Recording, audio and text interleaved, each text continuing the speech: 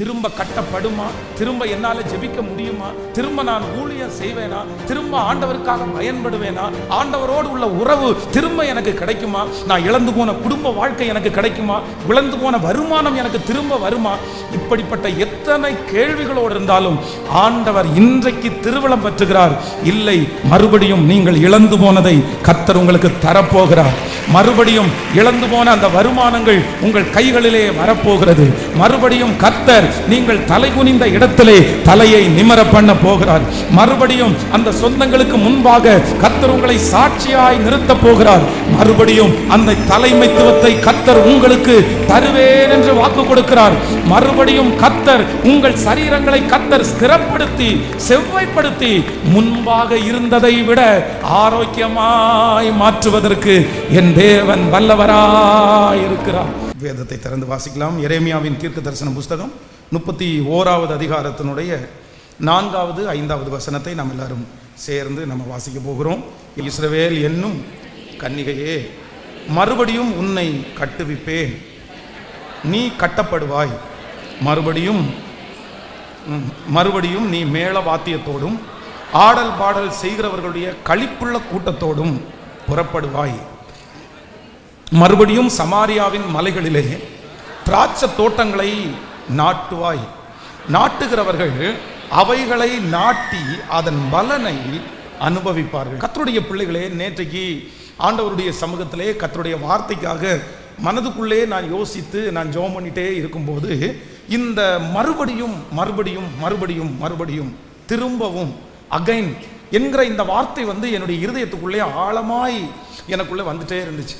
ஆனால் இந்த மறுபடியும் கட்டுவேன், மறுபடியும் உன்னை உயர்த்துவேன், இந்த செய்திகள் நிறைய நம்முடைய திருச்சபையிலே பேசப்பட்டதாக இருந்தாலும் ஆண்டவர் இந்த வார்த்தையை ரொம்ப தெளிவாக என்னுடைய இருதயத்திலே ஆண்டவர் வைத்து, இஸ்ரவேல் என்னும் கன்னிகையே, மறுபடியும் நான் உன்னை கட்டுவிப்பேன், நீ கட்டப்படுவாய். இந்த வார்த்தையை ஆண்டவர் திரும்ப திரும்ப சொல்லிக்கொண்டே இருந்தார். நான் நம்புகிறேன் நிச்சயமாகவே இந்த வார்த்தை இது உங்களுக்குரிய வார்த்தை என்று நான் நம்புகிறேன்.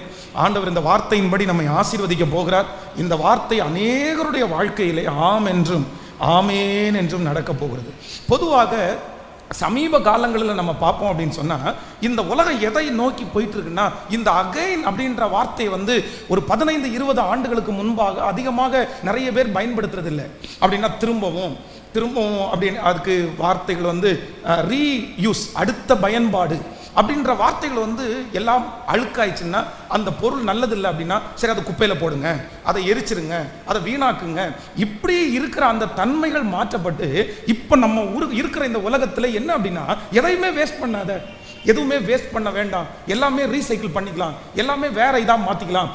இந்த அகைன் அப்படின்ற வார்த்தை இந்த உலகத்திலேயே அதிகமாய் பேசப்படுகிறது.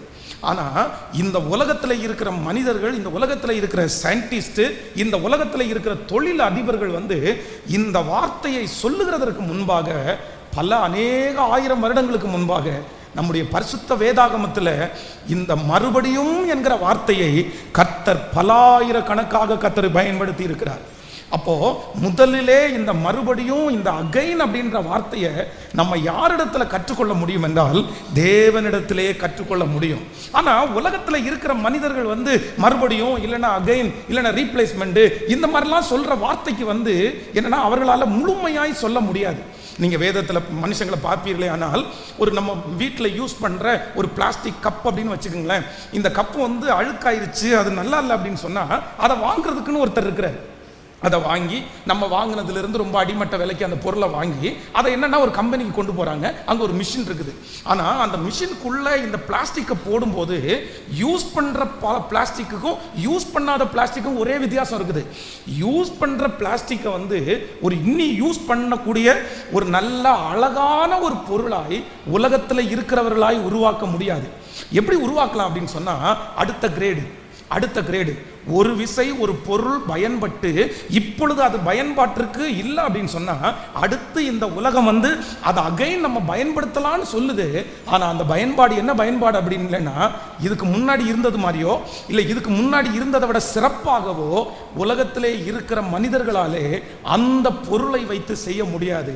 ஆனால் பரிசுத்த வேதாகமம் என்ன சொல்லுது அப்படின்னு சொன்னால், இந்த அகைன், இந்த திரும்ப அப்படின்ற வார்த்தை நான் மறுபடியும் உன்னை கட்டுவிப்பேன், நீ மறுபடியும் கட்டப்படுவாய்.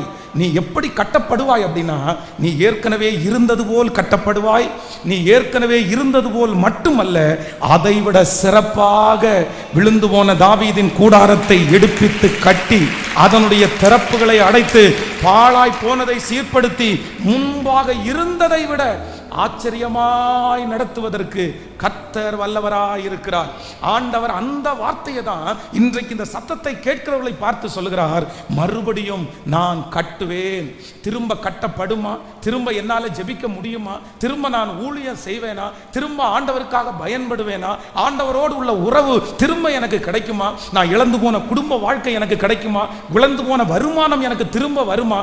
இப்படிப்பட்ட எத்தனை கேள்விகளோடு இருந்தாலும் ஆண்டவர் இன்றைக்கு திருவிழம் பற்றுகிறார்.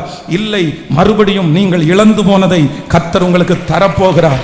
மறுபடியும் இழந்து போன அந்த வருமானங்கள் உங்கள் கைகளிலே வரப்போகிறது. மறுபடியும் கர்த்தர் நீங்கள் தலை குனிந்த இடத்திலே தலையை நிமிர பண்ண போகிறார். மறுபடியும் அந்த சொந்தங்களுக்கு முன்பாக கர்த்தர் உங்களை சாட்சியாய் நிறுத்த போகிறார். மறுபடியும் அந்த தலைமைத்துவத்தை கர்த்தர் உங்களுக்கு தருவேன் என்று வாக்கு கொடுக்கிறார். மறுபடியும் கர்த்தர் உங்கள் சரீரங்களை கர்த்தர் ஸ்திரப்படுத்தி செவ்வாய்ப்படுத்தி முன்பாக இருந்ததை விட ஆரோக்கியமாய் மாற்றுவதற்கு என் தேவன் வல்லவராய் இருக்கிறார்.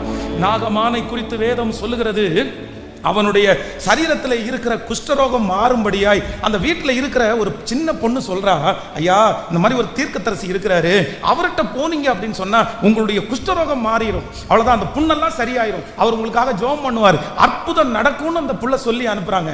ஆனா நாகமான் வந்து அந்த ஆத்திலே 7 டைம் முங்கி எந்திரிக்கும் போது வேதம் சொல்லுகிறது, அந்த மனுஷனுடைய வியாதி சரியானது மட்டும் இல்ல, அவனுடைய புண்ணு சரியானது மட்டும் இல்ல, வேதம் ரொம்ப அழகாய் சொல்லுகிறது, பச்சை பிள்ளையினுடைய சரீரத்தை போல முன்பாக இருந்ததை விட ஆரோக்கியமாய் மாற்ற முடியுமானால் கரங்களை தட்டி கொண்டிருக்கும் போது கர்த்தருடைய வார்த்தை உங்களுக்கு நேராய் கடந்து வருகிறது, நான் மறுபடியும் கட்டுவேன், நான் மறுபடியும் கட்டுவிப்பேன், முன்பாக இருந்ததை விட பல மடங்கு அதிகமாய் கர்த்தரால் கட்ட முடியும் என்று தேவன் நமக்கு வாக்கு கொடுக்கிறார்.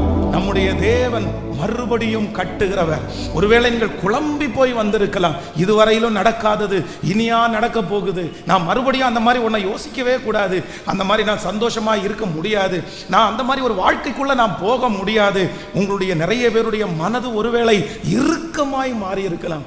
பாஸ்டர் இல்ல பாஸ்டர், நான் எப்படி பாஸ்டர் மறுபடியும் அந்த மாதிரி செய்ய முடியும்? இல்லை, எனக்கு டவுட்டா இருக்கு, எனக்கு சந்தேகமா இருக்குது.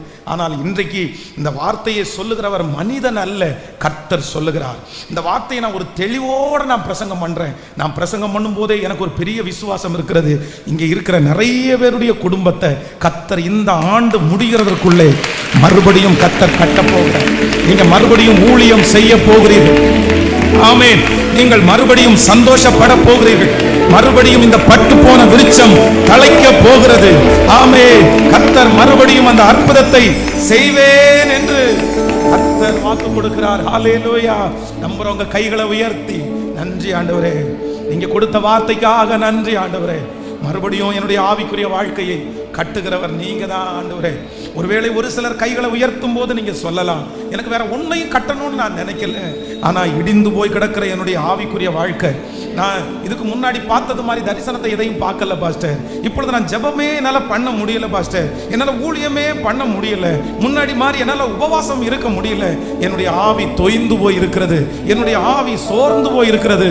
ஆனா கர்த்தர் உங்களுக்கு கட்டுவது வெறும் வெளி வாழ்க்கையை மட்டுமல்ல, ஆவிக்குரிய வாழ்க்கையும் கர்த்தர் கட்ட போகிறார். தூசியை உதறிவிட்டு எழுந்திரு. கர்த்தர் இந்த ஆண்டு ஜெபிக்க பண்ண போகிறார். ஆண்டவர் ஜெபிக்க பண்ண போகிறார். ஹல்லேலூயா.